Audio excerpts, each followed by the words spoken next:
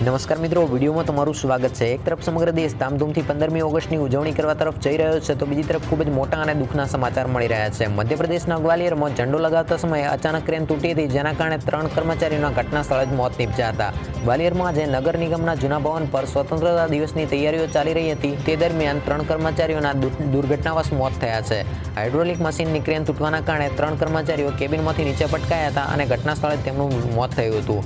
Police અને સૂત્રોના જણાવ્યા અનુસાર જૂના ભવન પર કેટલાક કર્મચારીઓ હાઇડ્રોલિક મશીનની મદદથી રાષ્ટ્રીય ધ્વજ તિરંગો ફરકાવવાની તૈયારી સાથે સંકળાયેલા હતા। આ મશીનની કેબિનમાં ચડીને ભવનના ઉપરી ભાગ પર કાર્ય કરી રહ્યા હતા, ત્યારે મશીનની કંઈક ખરાબી થઈ હતી અને જેના કારણે ક્રેન અચાનક તૂટી પડી હતી અને 3 કર્મચારીઓ નીચે પટકાતા ઘટના સ્થળે જ મોત થયા હતા। સૂત્રોએ કહ્યું છે કે કોતવાલી થાના ક્ષેત્રમાં થયેલ આ ઘટનામાં પ્રદીપ રાજેરૈયા કુલદી અને વિનોદ શર્મા નામના કર્મચારીઓની મોત થઈ છે। એકબીજાના ઈજાગ્રસ્ત થવાના સમાચાર મળી રહ્યા છે। તો મિત્રો, આ હતા ખૂબ જ અગત્યના અને દુઃખદ સમાચાર। વિડીયો ગમ્યો હોય તો વિડીયોને લાઇક કરી તમારા મિત્રો સુધી જરૂરથી શેર કરજો અને આ કર્મચારીઓને જો તમે શ્રદ્ધાંજલિ પાઠવવા ઈચ્છતા હો તો કોમેન્ટ બોક્સની અંદર ઓમ શાંતિ લખીને તેમને શ્રદ્ધાંજલિ પાઠવી શકો છો।